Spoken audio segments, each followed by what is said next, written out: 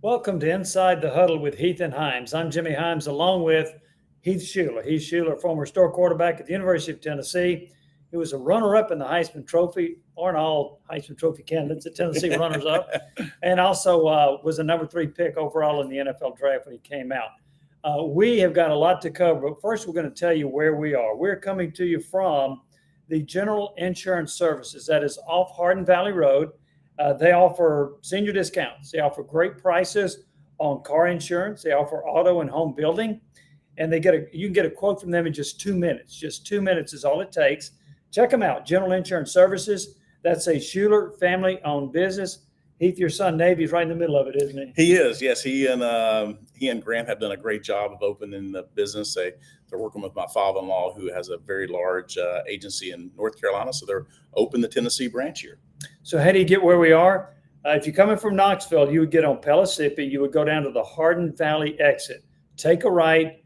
You'd go a little over a mile, and they're in the D1 facility. A lot of folks know where that is, but they're in the D1 facility, so that's where you'll find them. So that's General Insurance Services. Get your insurance and a workout all in one day. That's exactly right. And you may need it after that workout.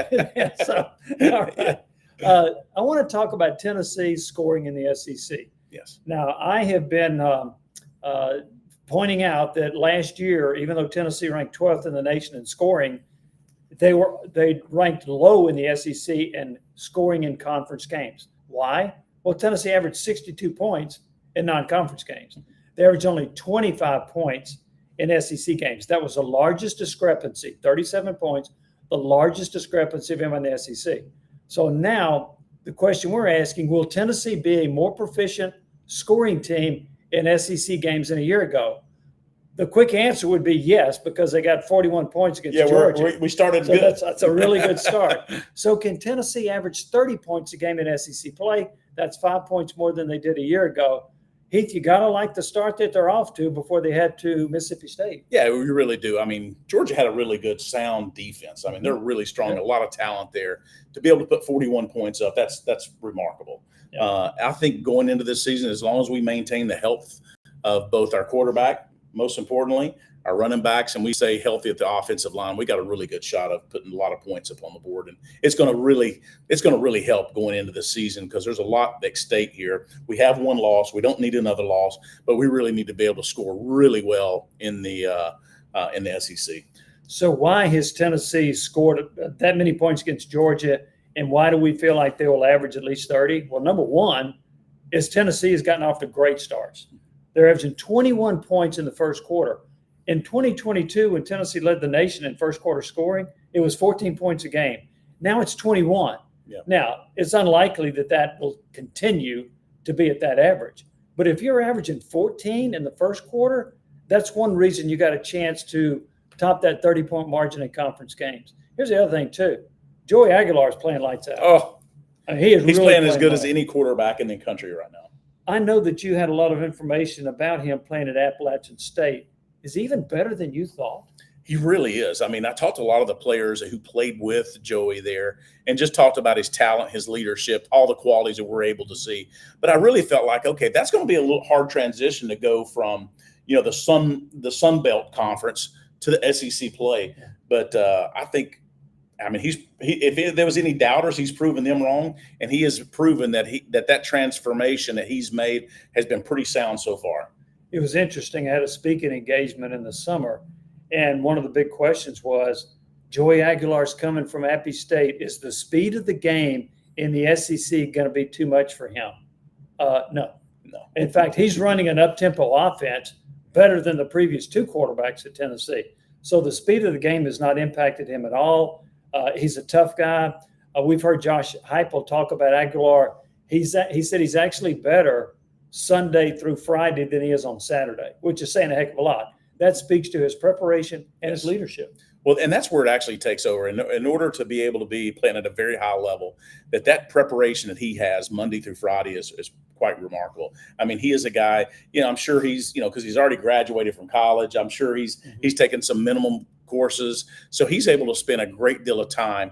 I'm sure he's right there with Coach Halsley's every moment, watching tape, watching together, learning, improving. And that amount of time is that you get, from a player who has, that's still going to class, don't get me wrong, but it's not having to really worry about, some of the more difficult and challenging, physics class or all the biology class, all those hard ones, Jimmy, that you took. He's going and he's getting a lot of work done in the film room. I took minimal classes too, and I wasn't a graduate. And here's another reason I'm really bullish on Tennessee's offense. They have 23 explosive plays. That's a play of at least 20 yards. Some people break it into 20 yards for a pass, 10 yards for a rush. These are 20-yard plays. There are 23 on offense. That's 5.8 a game. That far exceeds what Tennessee was doing on offense a year ago. Tennessee's averaging almost 338 yards a game passing. They're averaging 554 yards total, which means they're averaging a little bit more than 200 yards on the ground. It's about 217. That's pretty darn good balance as That's well. really good. We've talked about, Jimmy, on the shows in years past. We always talk about what makes it most complicated for a defensive coordinator. It's when you have a balanced offense. When your run is over 200 yards per game and you're passing for over 200 yards a game, that makes it very complex because they can't just focus in on your run game. They can't just focus in on the passing game. And when Tennessee becomes balanced, some of the best offenses, the one that I played in 93 was a very balanced. Our run pass was almost 50-50. And when you're to that point, it really, on third down situations, a defensive coordinator can't say, well, it's 3rd and 5. I think they're going to throw it here. They really think, okay, they could run it or they could pass it. And those third and short, we can make any type of play call that we want because we're very balanced. And that makes it hard on them. That makes it really challenging on defense coordinators. Your offense averaged about 220 passing and about 220 running. It did. That's about as balanced as any Tennessee offense I've ever seen in terms of those numbers. That's great receivers and incredible running backs to be able to get that and many a pretty yards. good quarterback who wore number 21. I just had to get the ball to those guys. It was either hand it off or make sure Corey or Craig or, Joey Kent, those guys got the ball. Well, speaking of getting the ball to them, here's another reason I like Tennessee's offense. It's the balance within the balance. What do I mean by that? Tennessee's got a 1-2-3 punch at running back. Mm-hmm. And the leading rusher actually is the third-team running back, Star Thomas. But you got Deshaun Bishop and Peyton Lewis are very capable running backs. And then in the receiving core, it's pretty balanced as well. Chris Brazzell, 21 catches, 281 yards, a nation's leading 6 touchdown receptions. Mike Matthews, 16 catches, 252 yards, 15.8 per catch. And then you've got Braylon Staley, 21 catches, 281. He has been outstanding. So they're distributing the ball really well among their top 3 receivers, which also makes it difficult for a defense to hone in on one person to stop. You're not one-dimensional. They can't bracket coverage. Once again, if you're getting the tight ends in the game, we got to do a little bit better job in the passing game of catching the ball out of the backfield. We must be able to do that better. We dropped some passes, some great opportunities. And what will happen is if you get discouraged from a coach's standpoint, calling that play, and we don't complete them, then you kind of move away from them. We need to get those running backs back into the passing game. And if you're spreading the ball between your wide receivers, your tight ends, and running backs, once again, it's balance. They can't hone in on one particular receiver or even a side of receivers that could be our Z or our Y receivers. The best receiver out of the backfield, I think, is Star Thomas. Yes, he is. Now, the others had a little bit of trouble, in particular, Deshaun Bishop catching the ball, but Star Thomas out of the backfield is really good. So when I talk about the offense getting at least averaging over 30 points, this is a Mississippi State defense that on paper looks pretty good. Now, they haven't had the greatest strength of schedule, but they did beat Arizona State, which was a college football playoff team a year ago. But it's yet to see how well they're going to play this. That's right. We don't know what. Right. But they only give up less than 12 points a game so far, which is a very good number. They give up 255 yards per game total. Now, even though your strength of schedule may not be great, that's still a good number. It's a lot better than Tennessee's number, but it's still a good number. So we'll find out how much of that is Mississippi State's lack of competition or how much of it is those cowbells in Starkville that are disrupting the opposing offenses. But and here's the other thing too. I don't think that the other defenses that Tennessee's playing in the league are all that great, which is another reason I think Tennessee can average over 30 points. So you got 41 on Georgia, which has one of the better defenses in the league. I don't know about Alabama's yet, but they sure didn't look good defensively against Florida State. They did. Florida's defense may be the next best defense you play. I know they got a bad team, but it's mostly the offense. I mean, your quarterback throws 5 picks in Baton Rouge and lose to LSU. It wasn't because of your defense. So I don't think there are a lot of really good defenses Tennessee's facing in the league the rest of the way. So I've got them at over 30 points a game in conference play. We'll see if they can come close to hitting that 33 or 35 point mark. If we were to get 33, 35, then I think we got a great chance of being in Atlanta in December. Yeah, I would agree. All right, let's move to our next segment, and that is brought to you by Ray Varner Ford and Clinton. You can check out the great selection of the Ford F-150s, the Ford Escape, the Ford Bronco. You'll find low prices and a big selection on new and pre-owned vehicles. Local, loyal, and ready to serve. That's Ray Varner Ford and Clinton. All right, we were bragging about Joey Aguilar a little bit earlier. He has thrown 3 interceptions. He threw 14 interceptions the previous year in Appy State and 10 the year before that. But of the 3 interceptions, you're going to give us the asterisks I was looking for, right? Yeah, I was looking for those asterisks. One of them is his receiver slipped down. Yep, fell on the slant route. So I don't really put that in his fault. One of them was a deep ball he threw. Was that Georgia? It was. There was a deep ball that was picked Georgia. off. It was almost like a fourth punt. quarter. Yeah. So I look at those and I'm not as critical of those interceptions. And in the batted ball. Yeah, and there was a tip ball. That's right. Yep. A tip ball against UAB. I count him for one. I count him really technically for one of those. When he threw it downfield. When he threw it deep down the field, third down, grabs. he kind of threw it up for grabs. Yeah. I mean, it's paid off 3 other times. Yes. Braswell's done a great job of going up and catching the football, or 2 for Braswell and 1 for Matthews. So far, Aguilar, 78 of 117, 67.7%. Would you take that percentage at the end of the year? Absolutely. 67, anything, the game has changed, right? I mean, it used to be anything above 60 was great. That's where you wanted to be. I mean, I remember David Cutcliffe always telling me, hey, we got to complete 60% of our passes. The game has changed quite a bit. In this offense, it's really rated for that higher completion. It's very similar to the West Coast offense. If you remember Steve Young in the West Coast offense, I mean, high completion percentage. I mean, there would be games he'd had 70, 75%, 80% completion percentage, and it was because they're suited for that. It's almost oftentimes a pass is almost like a run, but it's just a further distance you're handing the ball off. And so with that offense, it's very similar with some of the hitches that we run outside, some of the shorter passing game we do. So I think it's really good. Anything 65 and above, we should be very, very happy with. That's for 1,124 yards. He's got 12 touchdowns. That is on pace to tie the Tennessee school record of 36. He has thrown for at least 200 yards in 29 games in a row. That's the best streak remarkable. In the nation. Yeah, best streak in the nation. That's obviously that goes back to his Appalachian State days. And from my vantage point, Heath, I'll get yours. He's got really good command of the offense. He is poised in the pocket. He's showing composure. It's hard for me when I watch him play to think not only is his first year in the system, but he didn't go through spring training. And maybe that's because he's 24 years old and he's a sponge and he grasps things quickly and he's more mature. Right. But I have been so impressed with what he has done with in a short period of time. If there's one thing that I would say has been the most challenging thing that he has overcome, it's actually understanding the offense.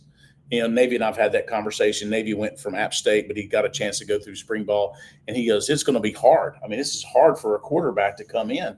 But I think that maturity level, he's played in multiple systems, having that opportunity to come in. And I think that time commitment that he put in during the summer, that he wasn't a guy that just showed up when he was supposed to be there, right? Yeah. He was the guy that when no one asked him to show up, he was studying and working and trying to understand this offense. He was out, back when no one was watching, and he was going through scripts just as if he was playing and playing quarterback.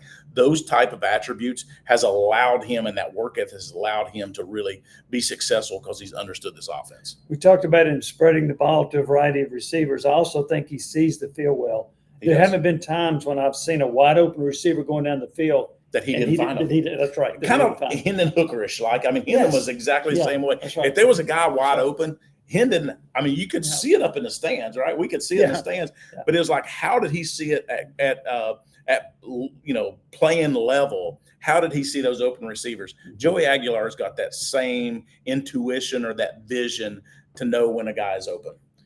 So Tennessee's averaging, as we mentioned earlier, 21 points in the first quarter of their games. So is that because Joey Aguilar is hot at the start of the games? And for the most part, he has been. The only hiccup was he threw a couple of errant passes early against Syracuse. But other than that, I mean, that 14 for 14 against Georgia, he started 6 for 6 against UAB. So is it Aguilar's been hot early?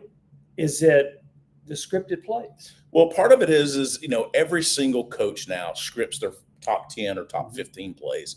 And often, and so you're rehearsing those, like today, for an example, that's exactly the plays that they ran. They went through that first 15 plays, assuming the down and distance that you're going to stay consistent. Third down, you're going to be able to pick up and move the chains. So I think what happens was, because of that confidence level that he has now, that it's starting to take off. Like, he's watching those first 15 plays, and he's watching Mississippi State's defense. And he's looking at his script, and he's watching the film. He's looking at his script, and he's watching his film. And he's taken like 4 or 5 plays, and the deeper he goes into that, he realizes that the things that we're doing offensively are going to be successful against their defense. So he's able to see that, and I think there's a sense of confidence that he's probably sitting there with the coaches and the rest of the quarterbacks and going, that play is going to work, that play is going to work, and this play is going to work. And when that happens, you go out there and you feel like you got confidence, and the game slows down. And I think at this point in time, that first quarter against Syracuse, the game was fast for Aguilar. The game was fast. Everything was moving in fast motion. That second series when he came in, or third series, it started to slow down. He's seeing things at a slow motion right now from the start of the game. And so when you jump out to a lead like that, that's got to not just engender confidence in him, but in the offense. I mean, you feel like you're going to score probably on every possession of the first quarter because you basically have. Yeah, I mean, and I think that's what the good offenses at Tennessee have been over the years, is like, you always think you're going to score. I mean, I don't never remember running off on the field and thinking, we may score this game, this series. It was like, how are we going to score this time, right? Yeah. And I think that's the way this offense is really playing. All right, let's jump to another topic, and that is brought to you by Gambuza's Barbershop. Now, Gambuza's Barbershop is the undisputed leader in Knoxville market. They offer a barbershop experience that redefines men's grooming.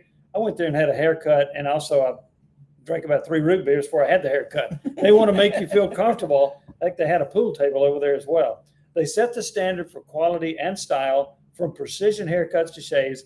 Gambuza's Barbershop, men belong here. All right, pass defense. Tennessee has struggled. We'll talk about some of the reasons, but Tennessee's last in the SEC in pass defense. They're giving up 279 passing yards a game.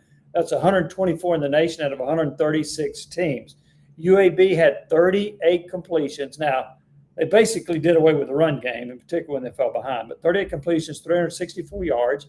Syracuse had 274 yards, and the scoring defense is at 27.8 compared to a year ago when it was at 16.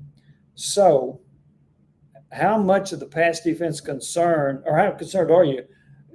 2 cornerbacks are out. The 2 best cornerbacks are out. Now, the backup cornerbacks have been playing okay, but you don't have Jamar McCoy. You don't have Ricky Gibson. And so you're going with freshman and Ty Redmond, that Georgia picked on quite a bit. And you got Colton Hood, the transfer from Colorado. Who's playing exceptional right now. By the way, and I heard Vince Ferrara on the Sports Talk. I heard it too. Yeah, Vince was telling us that. Yeah, he's rated in the first round, like the top 20 pick of the first round of the draft by somebody. That's a perfect example, and you get your opportunity. Yeah. You're one play away. So he's made the best of that opportunity that he has. How concerned are you about the secondary going into the Mississippi State game? Wow, I mean, I think Syracuse is a better football team than maybe we even thought in the beginning, unless Clemson just really that bad, right? So they played well against Clemson. They beat Clemson. A good football team. I think their quarterback's good. I thought the UAB quarterback, I think he's solid. Yeah. Really a solid. Yeah. I think Kitna does a really good job. I mean, threw the ball well. He didn't get, he was under distress often, but he didn't get nervous. He threw the ball extremely well. So we have played against good quarterbacks, and we're going to play against a good quarterback this week. Yes. And it will be here on out. We're going to play against some really solid quarterbacks.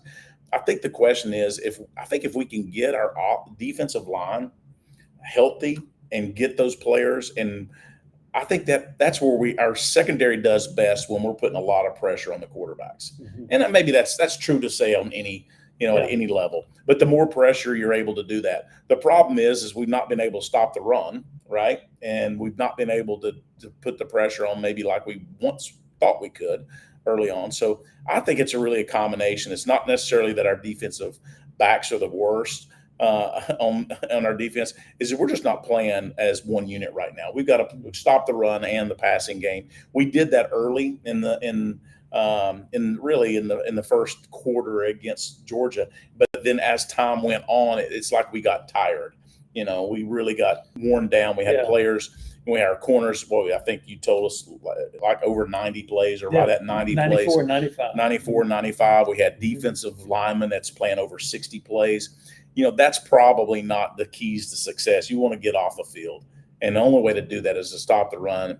And if you can stop the run and just force them to make the passing, then, as a defensive end, Joseph and those guys can put their ears back and they can go after the quarterback. So Tennessee's not expected to have either of their starters, Gibson or McCoy, back. Gibson may be out for the year. That's been debated. McCoy's not expected to be back. But here's what could help Tennessee a little bit. Now, Tennessee has 15 sacks, which is a good number in the SEC. But I'm not sure. I think it's consistent pressure up front. Mm-hmm. Joshua Joseph has 3 sacks.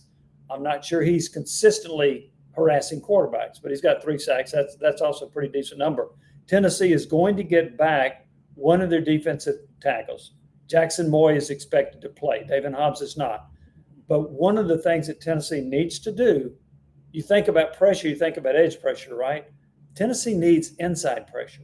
That's what made Omar Norman Lott so valuable. That's what made him a number 2 pick in the NFL draft, was the guy as a defensive tackle could pressure up the middle and force the quarterback out on the edge, which gave your defensive ends a greater opportunity to sack them. The return of Moy could be really big for Tennessee in terms of putting pressure on the quarterback, but also stopping the run. Stopping the run, stop the run. I think that's going to be the key to Moya coming back, giving us some depth there. That we don't have these guys that are playing these 60 plays at defensive front. Rotate the guys in and out. It's going to, conditioning will be the key, right? Is how football conditioned are you? How game conditioned then he will be. But I think that's a big plus having him back. How big of a deal do you think it is to put pressure on Blake Shapen, the quarterback? Not just every now and then, but constant. You got to put constant pressure on him. And I think he's done very well. He's well into the 60s in completion percentage. I think he's almost 67% completion percentage, 7 touchdowns. He's run the ball pretty decent, so you got to put enough pressure on him.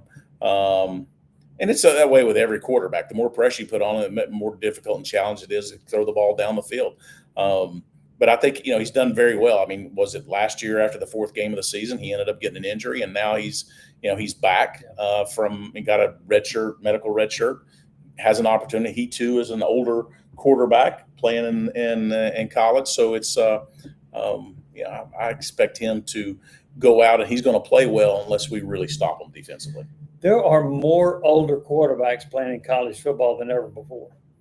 I mean, and a lot of it has to do with the transfer portal. Sure. Some of it has to do with there have been rulings that if you went to junior college, it doesn't count against your NCAA eligibility. I think I was almost out of the league by the time some of these quarterbacks hadn't even left college yet. After 6 years, those guys are older than when I.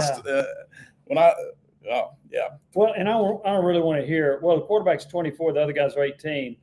So, yeah, that's right. That's right. You still got to make plays. Still got to make plays. And not all of them on defense are 18, by the way. No. So but we do have older, more mature quarterbacks, which is why I think you're seeing some pretty prolific numbers put up by the quarterbacks out there. All right, let's get to our next segment. Our next segment is brought to you by Marcos Garza Law Firm. These are attorneys that care about their clients. You want a local, proven, quality attorney in your corner. Let Marcos Garza help you. You can learn more by going to garzalaw.com. And I'll say this about Marcos Guard and his law firm. They are so supportive of so many things in this community. They do a terrific job in that regard. They helped me with my tournament. I played in a golf tournament today at Dead Horse Lake. And what sign did I see? Garzalaw. So he does a wonderful job of supporting so many different things. All right. Josh Heupel versus Jeff Levy. Mm-hmm. So Josh Heupel runs an up-tempo offense. The teacher versus the student. Yeah. Right? In a lot of respects, that's correct. So Josh Heupel's at Oklahoma running that offense. Got fired unceremoniously. Went to Missouri, did a great job. Then Central Florida's head coach. And who worked with him there? Jeff Levy. Mm-hmm. And then Levy leaves. Levy has worked also with two other people that have run this up-tempo offense, and that's Art Briles at Baylor and Lane Kiffin at Ole Miss. And so these two are going at it, and it's going to be interesting to see how they fare. Do you think one or the other has an advantage in a matchup like this? You know, it's always hard to beat the teacher, right? The professor in this situation. I think they always have a little bit more. I mean, he's still learning. I'm a big fan of Jeff Levy's. I spent some time with him when he was at Central Florida. You know, great. I mean, he does a great job of the understanding of the plays. I mean, we literally went through his whole entire offense. I'm a big fan of his. I think he just does a remarkable job. And, you know, I mean, Kiffin's got an incredible offense too, right? So those combinations and being able to take those as a next coach, you know, is he there yet where Heupel is? No, but I think he certainly has the opportunity to be one of the top offensive minds in college football. But I don't think it's not quite yet his time. Josh Heupel's still the guy. Yeah, and it's an interesting chess match because I could see Josh Heupel saying, well, I know that on 3rd and 8, Jeff Levy likes to do this. Yes. But he knows that I know that he likes to do this. So I'm going to do it anyway. So I'm going to do something, or I'm going to do something different. And so I can You may outthink yourself on this one. That's what I'm getting at. You may outthink yourself, you may outwit yourself in trying to deal with this. I think it's going to be interesting. I do think there could be some help for Levy in that you've worked with Briles and Kiffin. You've probably picked up a couple of other nuances, a few things here or there. On the other side, I think Heupel is so smart that he can watch film of other teams play in the offseason and pick up things that they're doing. Yeah. So I think this is going to be – and it's really we want to compare the two of them. Yeah. But it's really Levy against Banks, right? That's who really the competition is. But the great thing is I'm sure that that Coach Banks and Coach Heupel has probably spent a little bit more time together this week than they normally would to understand those offense. And you know, look, we run a very similar offense, but I'm sure there are times that when they were coaching together that Jeff wanted to go down this other one path, right? Yep. And because he really liked that style. And I'm sure that Coach probably remembers that. Well, I know he liked to do this on this down. Very similar to what you're saying. So, I mean, it could be an added advantage to be able to help our defensive coordinator. One thing that's interesting to me about this matchup also, so we talked about Tennessee scoring 83 points in the first quarter. That's otherworldly. Mississippi State has scored 55 points in the first quarter. That is a tremendous number as well. Mm-hmm. I bet you they're not 5 or 6 other teams in the country that can claim that. 55 in the first quarter. So they get off to really good starts also. Yeah. The other thing is Tennessee has scored on every first possession this year. And all were touchdowns except one field goal. I don't know the breakdown for Mississippi State, but Mississippi State You'd almost have to, though, right? I mean, to be able to have that good of numbers in the first quarter. Yeah. I mean, you're going to have to get off to an incredible start. And State has scored on every first possession, I don't know the breakdown of touchdowns to field goals on that. But to do that, you also follow it up with another score if you're going to score that many points. So I'm sitting there thinking, which team's going to get off to the fastest start? You know, maybe that's going to be one of the keys. This may be the game that you actually take the ball. Yeah. I mean, NFL occasionally will do that. You'll take the ball, and, you know, depending upon if you're away or home or away. But, I mean, you always like to defer. But, I mean, it may not be a bad idea to take the ball right out of the gate. Well, jump out to that 7-0 lead. 7-0, and then think, okay, what do you have for me? Yeah, exactly. I think that's going to be real. I mean, this game in the first quarter could be 17-14 or 14-all or 21-21. I mean, it could get wild early. I don't know that it will, but I think the possibility is there because both of these are very, very fast starting I don't team foresee a offensively. low-scoring first quarter, do you? No, I do not. And I was talking to somebody the other day. They said the over-under was around 60 or 66. And he said, take the over. And that's a lot of points. That's a lot of points. That is. I mean, you're sitting there But 36-30. what was it, 33 for the Georgia-Tennessee game? Oh, was it that I mean, low? was it 50-something? It was 50-something. 50, Yeah, right at 50. something. Yeah. Well, and dummy me, I thought you should go under because I didn't think either. And you offense- talked me out of that when I was trying to say this is going to be a high-scoring game against Georgia. I have that influence on you. Yeah, you did have that influence on me, yes. But I do think this could be a lot of points in the first quarter. I don't see 3 and out. No. So that'll be interesting to see how that one But, plays out. this may be the situation where we come out and play really well defensively. I think we have the potential to play much better than Mississippi State will On defensively. defense. I really Yeah. do. And part of that could be getting back Jackson more. But in Tennessee, I think their defensive numbers are a little bit skewed from this standpoint because I consider some of UAB's points garbage points in the fourth quarter. Sure. You're playing a bunch of backups in there. Same thing with ETSU. So some of that scoring against them and some of the yards against them are skewed a little bit based on that, I think. So, all right, let's jump to another one. Now, this one just came out this past week about Tennessee's schedule. And so we're going to dive into that. And this segment is brought to you by Thrivent. In fact, we're going to be at Thrivent pretty soon. Yeah. At Thrivent, whether your retirement is far off or fast approaching, now's the time to plan with the expert team at TriStar Wealth Advisors with Thrivent. You've got Kevin Canarin-Shield and his son Derek Canarin-Shield, also a really good golfer. Chad Brogdon, Natalie England. They can help you work toward your goals financially and toward retirement. Give them a call, 865-494-2667. Tennessee's future schedule. All right, first off, Tennessee's 3 permanent opponents, at least for the next 4 years, have been defined. No surprise at all. Tennessee's going to play Alabama, Kentucky, and Vanderbilt. And that's what most people projected Tennessee would get. And I'm glad they kept Alabama. There was a thought about Florida being a permanent at some point. You need a border rival with Kentucky. That game's been played for years. And then Vanderbilt. Yeah, but Kentucky, I mean, who else would they be if it weren't for Tennessee? So I think they got it right. Yes. But Heath, I was reading an article the other day that said Tennessee has the easiest collection of permanent opponents of anybody in the SEC. Would you agree? I would think so, maybe. I mean, even by throwing Alabama in that mix, probably so. I think year in and year out, Kentucky's typically, history has proven in football they've not been very good. The same thing with Vanderbilt. Now, Kentucky's still down this year. Vanderbilt's up. So you'll have those ebb and flows. But, all in all, that, unless you were, kind of like an Arkansas, if you had an Arkansas and Mississippi State over the years, the last 10 years, they've been kind of down, both of those teams. Unless you had a common opponent in 2 of them, it may be a push. One of the things I noticed is that like Oklahoma and Texas, they're matching them up with their old Big 12 rivalries. They are. And those are some That's tough. difficult matchups they're facing.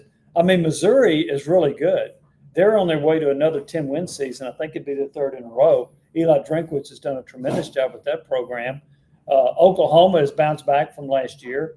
Now, their quarterback's out, but they've got a really good team this year. So I think Tennessee kind of caught a break there compared to when you were playing the 8-game schedule and you had to play Alabama every year. That wasn't a break when Nick Saban was there. You didn't catch a break on that one. So that was tough. One thing I like about this also is the SEC has set it up to where you will play everybody in the league over a 4-year period, home and away. I like that. Yes. Tennessee has played 1 game at College Station, and Texas A&M came into the league in 2012. I don't like that. Yeah. So I do like the way they're doing this. I like going to 9-game schedule. You might argue there's an imbalance there. There's an imbalance now. I mean, Sure. Florida's got the toughest schedule in the league by far. Yeah, but over what some is about other teams. ours in the future? Well, yeah, and I'm going to get to that. Tennessee's home schedule next year. I'll get to that. But so you'll have 5 home games one year, 4 home games the next, and rotate that. And they've also said that as far as your permanent opponents, that could end up rotating as well. We will see what happens in the future with that. So I'm actually surprised at doing that. It's 3. It seems like 3 is such an odd number. It would be better if it was maybe you had 2 as opposed to having 3, right? I mean, that way, because I mean, really, do you really have 3 opponents? I mean, I would definitely say that not Vandy, maybe because it's in state, but in reality, we never looked at them being as a really a tough game. It wasn't one that you looked on the schedule, but you looked at the Alabamas, you looked at the Floridas, you even looked at the LSUs. I mean, you wanted to be able to, those are some really tough and challenging games. Each school could submit 3 teams they wanted to be a permanent opponent. I would bet you Tennessee submitted the 3 they got, but each team was guaranteed they were going to get 2 of those. Well, that would be smart if Tennessee did do that. Yeah. Well, and here's the flip side of that. Who would Vanderbilt have listed as a rival? They would have to list Tennessee, yes, right? Yes. So they might have been trying to placate Tennessee as well as Vanderbilt. Yeah. In terms of doing that. So I like it a lot. I like more conference games. I also like the fact they've said you got to play another Power 4 team. Tennessee down the road, they got Georgia Tech for the next 2 years. Then they're playing a neutral site game in Charlotte against West Virginia, and then they got Washington home and home. Yes. So those are the Power 4 conference teams that Tennessee will be playing over the next 5 years. All right. So here's something else. So the next year, and obviously this is just an opinion, but I think that the first year of this 9-game schedule with the SEC, Tennessee will have by far its most difficult and most attractive home schedule regarding the SEC. So who do they have in 2026? Alabama at home, Auburn, LSU, and Texas. And don't think that the SEC didn't say, who's Texas quarterback? Oh, yeah, that Manning kid. That's right. We'll send him to Knoxville. Yep. And it doesn't have the same impact as Tennessee going to Austin to play. No. And I think that's a really smart move. That was smart. By the SEC. That's about TV coverage, right? Yes. You think there won't be a lot of eyeballs on that one. There will be. And there'll be a lot of Mannings around too. But, because I don't think Manning will go out this year. I don't think he's. I think he's got to get ready for another year. Correct. Yeah. So it's Alabama, Auburn, LSU, Texas, and Kentucky. That's your home SEC schedule, and that's brutal. And when you look at 29, that's Alabama, Kentucky, Florida, Ole Miss, and Mississippi State in 2029. Those are on the road. They're on the road. Yeah. In 2029. Oh, that's right. Yeah. So your on the road schedule is pretty tough. Yeah. Yes, it is. So your home schedule. Your road schedule for 2026 at Vanderbilt, A&M, South Carolina, and Arkansas. Okay. Yeah. So, look, there are hardly any easy games in the league anymore. Yeah. So, but your home schedule in 2027 would be Vanderbilt, Florida, Ole Miss, Mississippi State. Remember, only 4 conference games. And then in 2028, you got back to 5, Alabama, Kentucky, Arkansas, South Carolina, Texas A&M, and then your 4 home games in 2029 are Vanderbilt, Georgia, Missouri, Oklahoma. But that 2026 slate, that's tough. It is tough. And to go on the road at Texas A&M. Yeah. But I'm kind of glad that the fans have the opportunity to watch more quality opponents. And they're paying a pretty price to do that. So I think you're rewarding the fans a little bit here with a schedule like that. So my hope is that Joey can apply for another year, right? We need Joey back for another year because, right now we're looking at young quarterbacks playing in one of the toughest, that's going to be the toughest schedule probably in UT history. Okay, Tennessee doesn't want to thank Vanderbilt for much, but they got to thank Vanderbilt for Diego Pavia winning that junior college suit. That's right. Which allowed Joey Aguilar, to play another year. And then Pavia is trying to extend that, not just 1 year. If you play 2 years of junior college. To get both of them. Yes. And so he may get it. He's already said he won't play the next year, but he may get it. He'll make more money at Vanderbilt than he would anywhere else next year. I'll say that. Yeah. But if he does get that, Joey Aguilar may get another year. Yeah. At Tennessee. So that's going to be really. So that's on our intriguing. wish list about December Yeah, when Santa that's Claus right. is asking about our wish list. That may be at the top of our list. And you're actually pulling for Vanderbilt and Diego Pavia to be successful in something. That doesn't a lot. All right. That's our look at our future schedule, the 9-game schedule, the permanent opponents. By the way, would you like to see the different permanent opponent? Do you like Alabama, Kentucky, Vanderbilt? Do you think Florida, which really became a rival? It really was in the 90s. In the 90s because of the divisional play. Yep. Now you've done away with it, but the younger generation looks at Florida as a bigger rivalry than Alabama. Yeah, I think it'd be best not even have the rival games. I mean, but it would be hard to say. I mean, Tennessee does have some rival games, but it's not. I mean, take none of our rival games away, but it's not the Iron Bowl Classic, right? It's not as like the Alabama Auburn. Those are really maybe even the Florida, the I guess the world's largest cocktail party with Florida and Georgia.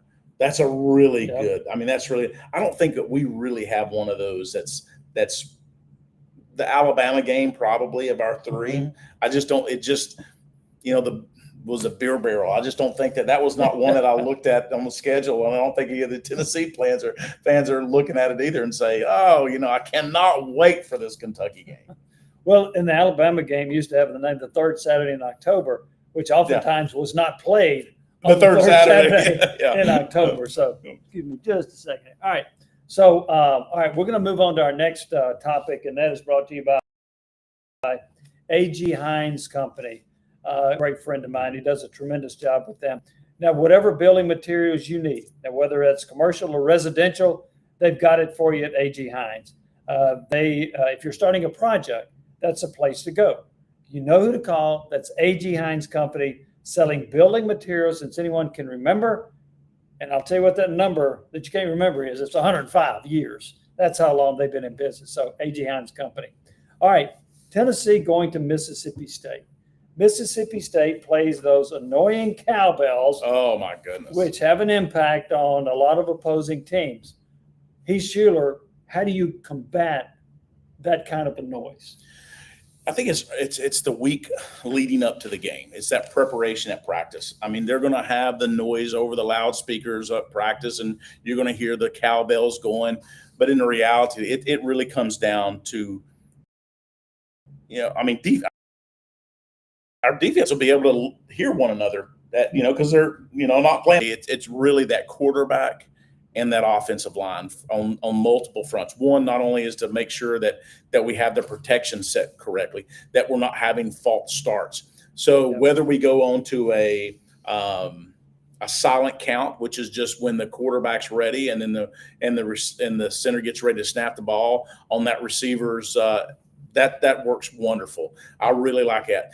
But the best way to stop and to not have to listen to those cowbells is one thing. Is score fast, score often.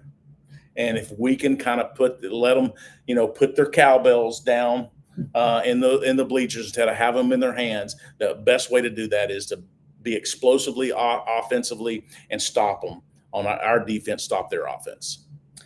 Tennessee is 5-5 in games played in Starkville.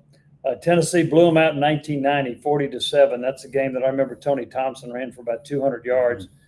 Then in 2012, lost to Mississippi State 41-31. That was when Derek Dooley was Tennessee's coach.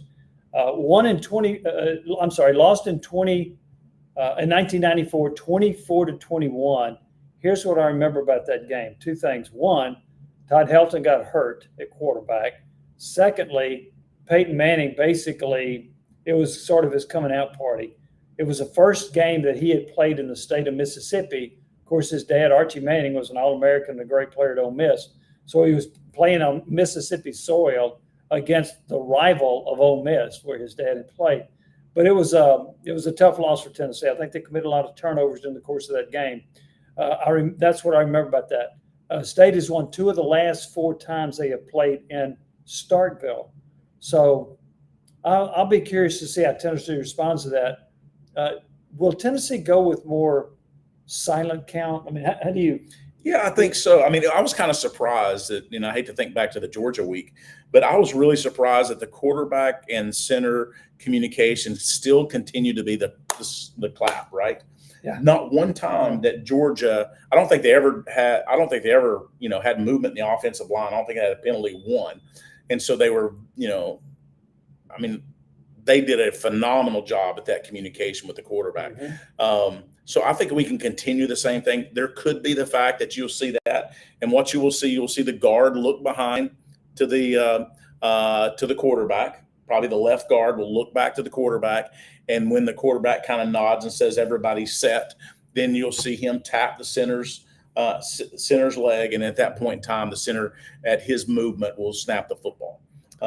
That I don't like, because you don't have, it's a little more. There's things that can go wrong in that silent snap when you're in shotgun.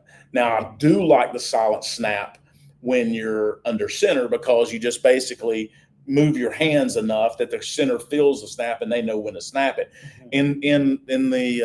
In the shotgun formation, it makes it a little bit more challenging in doing that communication, and then you're having to yell back to your offensive line because you're further 5 to 6 yards deep from the line of scrimmage. So it makes it a little bit more challenging. The key to that is getting the play early, getting up to the line of scrimmage fast. And that way, if the quarterback has to communicate, change the play, change the protections, that he has the ability to do that up and down that line of scrimmage. What was the toughest road venue you played at? Oh, Florida, by far. By far. By far. It was like they were right on top of us. I mean, it was so loud. I mean, when you'd leave as a quarterback, you'd leave that stadium, like you just yelled the entire time to have that communication. That by far was always the most challenging place to play in the Swamp. Played LSU and played them at night, and I never felt like it was anywhere close to what Florida was. That was a 20-0 game. Yeah. I don't think LSU ever got They didn't have a whole lot to cheer about. Yes, so that was my point being is you don't want them to have an opportunity to be loud. Yeah. All right. So Mississippi State, off to that 4-0 start, they're going to be pretty confident coming into this game because of that record. Josh Heupel has had some difficulties at time on the road. He's lost in 3 consecutive years. He has lost to an unranked opponent on the road, whether that was South Carolina 3 years ago, it was Arkansas last year, it was Missouri 2 years ago. And so you think, well, he doesn't have a good road record. Relative to the rest of the SEC, he does. He's got the third best SEC number of wins against ranked opponents on the road. That's great. Only to Alabama and Georgia. And we know how good those teams are. Mm-hmm. 5 teams in the SEC have a better road winning percentage overall than does Tennessee. And when you look at the records, Georgia on the road against the ranked teams is 4-2. Alabama against ranked teams on the road 4-3. Tennessee's 3-6. As far as the overall road record, Tennessee is 7-9 in road games under Heupel, which trails Georgia's 13-2, Alabama's 10-6, Ole Miss is 9-8, and LSU is 8-8. What's Florida? 3-12 in SEC road games since Josh Heupel's been at Tennessee. What's A&M? 3-11. It's tough to win on the road, and so there have been a couple of hiccups there under Josh Heupel on the road. But a lot of teams in the SEC have had major hiccups. And I don't look for us having that hiccup this weekend. I don't either. I mean, I really don't. I think there is such a different mentality with having Joey Aguilar at quarterback. And I know I keep talking about this. I'm such a big fan of how his leadership qualities and what he's brought to the table. I think that's been such a positive for this team that I don't think if something goes wrong, I think he's the first guy that's going to fix it. Yeah. All right, let's move to our next topic. Our next topic is brought to you by Matlock Tires. That's a full-service tire center that offers top-quality tire brands, expert service and installation. Matlock Tire has 5 convenient locations to serve you. We were there recently. That's the place that I go to get my tires. That's where I go to get my oil changes. That's where Heath Shuler goes to get his tires also. Yeah, so it's a favorite place of the both of us. Okay. SEC biggest surprises, good or bad, so far this year. Joey Aguilar has to be among those. Yeah, what a tremendous year he's had. John Mateer, the quarterback at Oklahoma, transferred from Washington State. He is now injured, and he's going to be out for about a month. Yep. I think Oklahoma's been a big surprise. I thought they'd be the most improved team in the league. They're even better than I thought. How good are they going to be without material? I don't know. Is Vanderbilt for real? They beat Virginia Tech. They went on the road and they smacked South Carolina. I was kind of surprised at South Carolina, Virginia, that Vandy game. I really expected South Carolina to perform a lot better. I watched part of that game, and I was really like, okay, when is South Carolina going to step up and really start playing? And they never did. Vandy kept after them. It's a confidence level. It goes back to, you watch that coach on the sideline. He has instilled confidence in his players that they can win anywhere. It's really difficult nowadays to develop and have a quality second-team quarterback. No problem at Ole Miss. Hey, their quarterback goes out, the Simmons guy, and they got this Chambliss guy that comes in from a lower division. He's been terrific. The Ole Miss second-team quarterback looks great. It looks like Lane Kiffin's not having any problem going to a backup and having success. You know, taking and seizing the moment of the opportunity. You got a quarterback that's got that opportunity and playing extremely well. You know, but I think Coach Kiffin, he does such a great job with the quarterbacks. He does. He really, he doesn't probably get enough credit for how he prepares quarterbacks for the game. LSU's defense, that's been a surprise. Last year, that defense was 15th in the country. In the conference. I ran into Brian Kelly at the SEC spring meetings. I asked him about it. He said, our defense will be much improved. I said, why? Transfer portal. We've invested. We're going to be a lot better.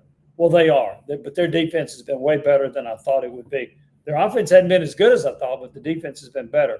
Arch Manning has not played well, and he had a really good game against a weak opponent last week, but that surprised me that he hasn't played better to date. Here's one, too. A lot of pressure on that young man. There is a lot of pressure. There's a lot of pressure. I mean, he can play it off and he can say it doesn't bother him, but there's a deep down in that subconscious. There's a little bit of expectations he's having to live up to. And I'm going to imagine that he is, from October on, he's going to be really good. He will be. He just got off to a tough start. Marcel Reed, he's from Nashville. He's a quarterback at A&M. He was a running quarterback a year ago. I thought, man, he's got limitations as a passer. Boy, he's lighting it up. Mm-hmm. And they went to Notre Dame and won that game. Marcel Reed has been a big surprise to me. Not that he's been an effective runner, but he's been an effective passer. Yeah, throwing the ball much better. Yeah. Kind of reminds me of the quarterback that Florida had. Goes to the NFL. We always thought Jalen could just run the ball. And at Florida, goes to the Washington Commanders, and he's throwing it all over the field up there. As an incredible passer. Jaden Daniels done a great job. Yeah. I mean, from LSU, yes, not Florida. Also, Auburn's quarterback Jackson Arnold is playing a whole lot better at Auburn than he did at Oklahoma. Now, he's running it a bunch. He doesn't have great passing numbers, but he's been effective there. This also surprises me how bad Florida is. The quarterback threw 5 picks at LSU. And I'm also surprised at how good Missouri is. They got Penn State. Their quarterback's really good. Yeah. He's playing exceptional right now. Penn State transfer has been outstanding. So those are some of the ups and downs we've seen from the SEC so far this season. All right. The Missouri quarterback may be the most versatile of the group, of all of them. He's a great runner. Yes. I mean, absolutely. A great runner. He's a tough kid. I like the way that guy plays. They got a running back from Louisiana Monroe who gained 1,300 yards last year, Ahmad Hardy. And so I'm thinking, okay, I know about Louisiana Monroe's program. He goes to Missouri, and he looks like the best running back in the country. Ahmad Hardy is the real deal. He really is. He is terrific. So, all right, let's move to our last one, and that is brought to you by Home Federal Bank. That's where I do my banking. It was founded in Knoxville over 100 years ago. They serve the community with 23 branches across Knox, Anderson, Blount, and Sevier counties. Home Federal is beholden to its local clients. They take care of you. They also have a lot of great deals on CDs and loans as well. Home Federal, serving customers' diverse financial needs. Scouting report on Mississippi State. All right, here are a few things to know. Mississippi State's off to 4-0 start. They hadn't been 5-0 in 11 years, 2014. That's when they had the great start. They moved to number 1 in the college football rankings that year. Their quarterback is Blake Shapen. He's been around a while. He helped lead Baylor to the Big 12 championship in 2021. Now, their quarterback got hurt. He started 2 games that year. One was a championship game, and he was the MVP. In 2021. 2021. What year is it? Yeah. Okay, yeah, just checking. He's got 29 career starts. He had only 4 last year. He got hurt after 4 starts. He only had 2 in 2021 when he led them to the conference championship. His overall record's 15-14. Career passing yards, 7,432. Aguilar, by the way, has over 8,000 total yards, and that's at this level. In junior, if you count junior college, he's got over 10,000 yards passing. Okay. 51 touchdown passes for Blake Shapen, 64.6% completion, 9 rushing touchdowns in his career. This year, 67 of 100, 884 yards, 7 touchdowns. 5 have been of at least 45 yards. And his best receiver, Brennan Thompson, who's the fastest player on the team, has 4 touchdown receptions of over 40 yards. He transferred from Oklahoma State. Well, he got out in time, didn't he? He did. So and Anthony Evans is a transfer from Georgia. Evans has 21 catches, 290 yards, at least 4 catches in every game. A couple of pretty good running backs in Fluff, Bothwell, and David Booth. Now, Booth last year ran for over 750 yards as a transfer from Utah State, but he was at Mississippi State last year.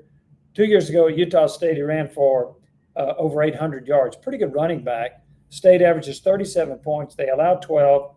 They give up 265.5 yards per game. And they have explosive plays. They've got they average 4.5 explosive plays per game, which means at least a 20-yard play. Some of your thoughts on Mississippi State? Yeah, this is always that game that kind of worries you. I mean, I don't think that we're going to have a letdown. I think we got the maturity on our team is really sound. I don't think we'll have that, but this is that team that if we give them an opportunity early, it's going to be hard to shut them back down. Yeah. Don't give them confidence in the first quarter. It's going to be really challenging if we do make a mistake, is how we bounce back and how we can kind of, next play is a clean slate, start over, next possession. I do like them. I like their quarterback a ton. Yeah. I think he's done extremely well. He's got a lot of experience. He's played a lot, played at Baylor. They threw the ball a lot. He's throwing the ball exceptionally well this year. He too has something to prove, right? I mean, I'm sure he was sitting in Baylor and thinking, okay, where can I go? I bet he met with Jeff Levy and thought, man, this guy really knows his stuff. He can teach me a thing or two. And so I'm sure he is one of those quarterbacks that's wanting to show, the SEC, look what you missed out on. He didn't play against Tennessee last year. Tennessee kind of had its way with Mississippi State. Yep. But State's quarterback, Van Buren, he had a really bad day. It was a bad day. 10 of 26, 94 yards. He threw an interception. Tennessee's defense had something to do with that. But you'll see a much more productive and a better quarterback out of Mississippi State this time around. Their transfer portal, they were very successful in transfer portal this year. Yes. Mississippi State, especially on the defensive side of the ball. They really changed, I think, most of their defenses from the transfer portal. They got 42 players in the portal and 16 junior college transfers. They start 9 seniors or juniors on offense. They start 10 juniors or seniors on defense. So while they might not have been in Mississippi State last year, that's a pretty veteran group. That is a very veteran group. Yeah. Especially when you look at our team. We got a lot of young guys playing. Yeah, exactly. Just a couple other notes I thought were interesting about Mississippi State. The population of Starkville is 24,168. The enrollment at Mississippi State is 23,150. So the enrollment at the college is 1,000 less than the population of Starkville. Davis Wade is the second oldest on-campus stadium in the country. They started playing there in 1914. So I thought that was a couple of interesting notes. One thing that Tennessee needs to do is stop the run against Mississippi State. Tennessee held UAB to 23 rushing yards. That's the low under Heupel. It's the low under Tim Banks. And now we're getting Jackson Moore back. Heath, I think I think the challenge for Mississippi State will be trying to run against Tennessee. Yeah, I think so too. I mean, if we can stop their running game, like we said earlier, and put some pressure on the quarterback, he'll have a lot more success than probably people's going to give us credit for going into Saturday's game. I look at Tennessee and I think, God, they commit too many penalties. They average 7 a game. Mississippi State averages 10.5. They have the most penalties per game in the SEC. We'll see if that might continue. All right. Tennessee is favored by 7.5. The over-under is 66 points. My prediction, Tennessee 34, Mississippi State 24. 38-14. Oh, blowout. 38-14. Yeah. So no cowbells, huh? They're going to silence the Cowboys. Silence. Have you ever been in a seen a bunch of cows anyway and make that much noise? No. So we're going to silence them. we'll see what, and the kickoff is going to be at 4:15 with Tennessee. Hey, and we want to thank the folks that have sponsored us being here. That's General Insurance Services, located off Hardin Valley Road. They got senior discounts. They got great prices on car insurance. They offer auto and home bundling. You can get a quote in just 2 minutes. General Insurance Services. Heath Shuler, Navy Shuler's over here working hard, and he works late at night. He's burning the midnight oil. Navy is doing a lot. I'm telling you, I've been so proud of he and Grant the way they've been able to take this business and the opportunity that they have, and they are spending a lot of hours. They are putting in the time. Well, we appreciate them having us here, and we thank you for watching. This has been Inside the Huddle with Heath.